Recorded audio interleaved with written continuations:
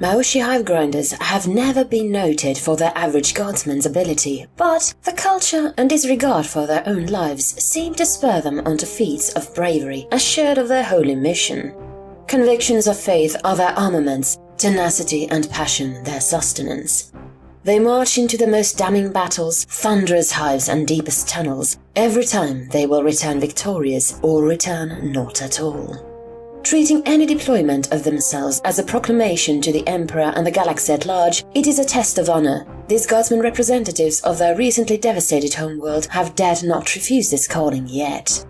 Imbued with ideals and notions of holiness and self-reliance, the Maoshi hive grinders zealously meet their foes with a stubborn desire to claim victory, and as a result have won countless battles, heedless of losses. The starkest thing many notice about the hive grinders is typical of a hive world. The height difference can be quite drastic. On average, the guardsmen are described as very short, lean and fast. Their helmets are high, wide and round-brimmed with a spike on top. Brown fatigues, dark red undershirt, grey flak armor and black boots. Completing their look is an antiquated tradition that was adapted for modern day, an intricately designed face mask. Called toe masks, they implement a built-in rebreather. The best depictor on the mask has large rows of teeth and big bulging eye lenses. They are worn in combat and parade grounds pridefully, and with superstition the Maoshi guardsmen meticulously clean, shine and maintain their uniforms with a cult-like determination. Guardsmen trace their origins to the high-world Maoshi in southeast Ultima Segmentum. From what scarce imperial records survived through the millennia when the arch-traitor Horus launched his rebellion, the high world and the star system at large fell into the clutches of civil war. From the age of the Horus heresy to the Great Cull, little is left but hearsay and speculation. Through the millennia, before reunification inside the star system, wars against Xenos, pirates and each other were waged. A strong war culture and industry were built to defend themselves, as well as to support the long stretches of urban subterranean warfare on the mountainous high-gravity world Lasara, Maoshi's main rival. At the time of reunification, in 143 M37, at the tail end of the Great Cull, a mercantile ship, lost by chance, rediscovered the Maoshi system. Quickly logging it and withdrawing, then returning 2 years later, the Imperium brought with them a large force of Imperial Guard and some Imperial Navy assets. The planetary leader, Tyndaios Muoi, saw his planet outmatched. Unlike the other planets, Maoshi entered into the Imperium through diplomacy. Under the Imperial Aquila, a new age of prosperity flourished. The High World now contributed to the Imperium for numerous crusades, most notably the Damocles Gulf Crusade. The Hive surged forth, consuming almost all of the world aside from the mountain chains, rivers and oceans. Dumping the waste from their industry into the waters, this great age came crashing down during the Indomitus Crusade. The 63rd year of Millennia 41 brought with it an Orc invasion. After fighting off the Greenskins, the entire system came under siege. Maoshi was a minor objective itself. The Chaos Invasion Force moving against the mining world Lasara for an easy target. When Imperial relief arrived, large swathes of Maoshi was covered in an experimental bioweapon and conventional bombardment. The plague was spread with chemical gas, creating a new unique ecosystem. Hot, humid former hive sprawls see new natural jungle taking shape.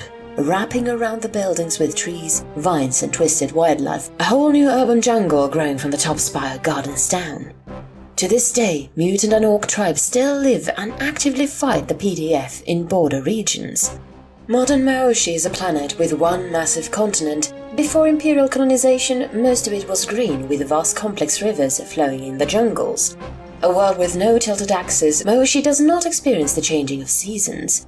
Larger than Terra by a half, its gravity is greatly increased. The Hive world has progressed beyond the Terran industrial age. Planetary rulers intentionally keep their production methods primitive and hazardous to employ their near unquantifiable population. Hive sprawls take up every inch of land able to hold them. Even in the wastelands, entire ghost sprawls can be found, collapsed or reclaimed by jungles. They are left barren from unsafe hazards. Slowly, decade after decade, the Maoshi continues to recolonize their lost holdings. Painfully and slow with high casualties, Flamer clears the jungle. Adeptus Mechanicus began recycling destroyed materials and reconstructing ruined sprawls.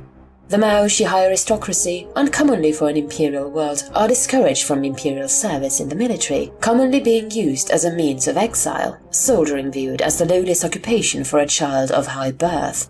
There were even penalties put on to anyone of noble birth entering into the Emperor's Imperial Guard, one being they may never exceed the rank of Regimental Command Sergeant Major. Another also ensured a noble might never enroll into OCS, keeping the aristocrats from ever transferring from the enlisted personnel to the professional officers.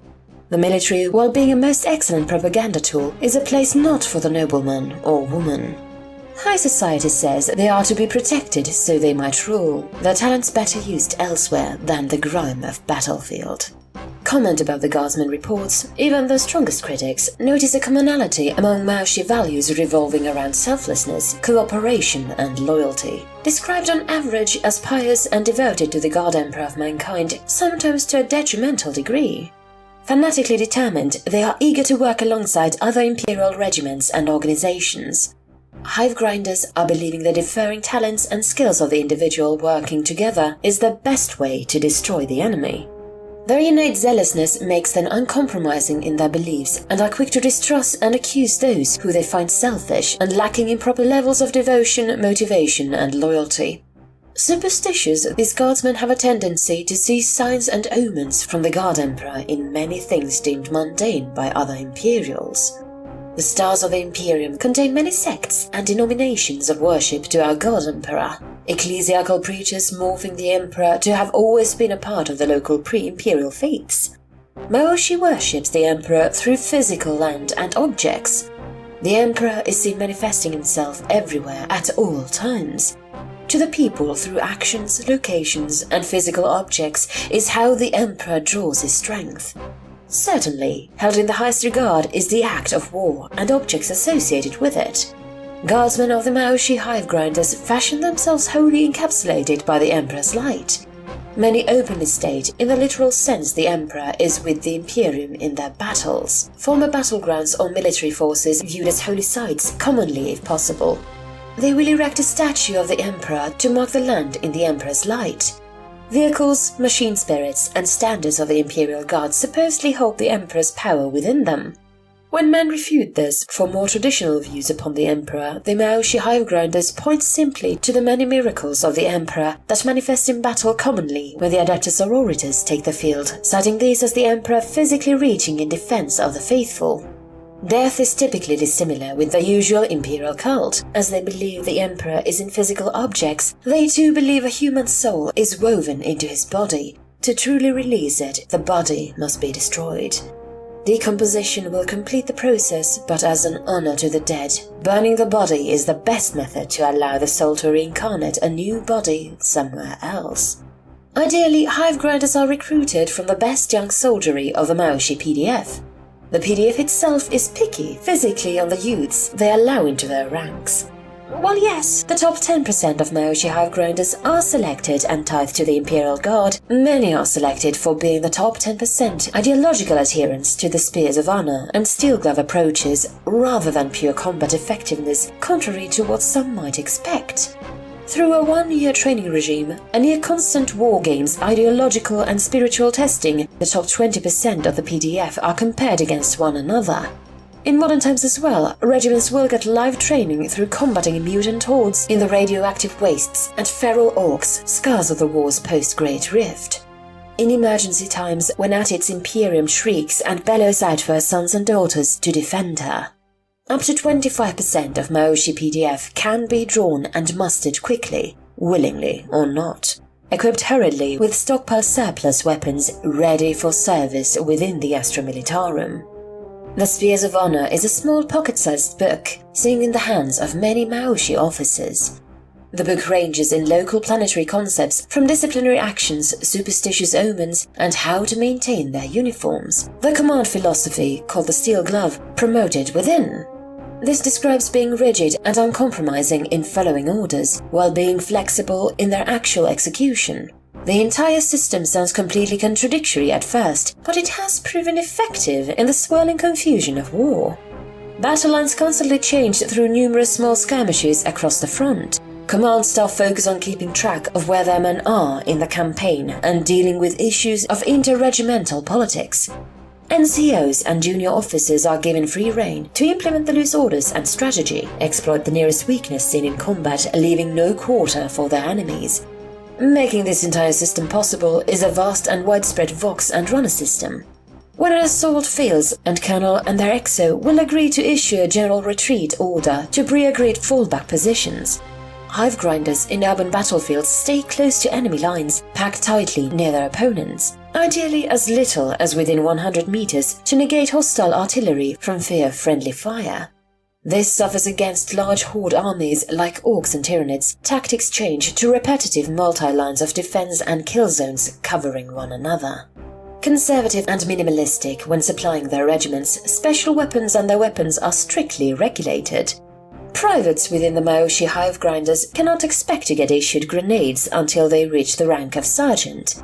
Aside from anti-tank launchers, flamers and melter guns are reserved for command and veteran squads. Vox units and AT launchers given to base squads, letting them still use their standard Afron 63 las guns.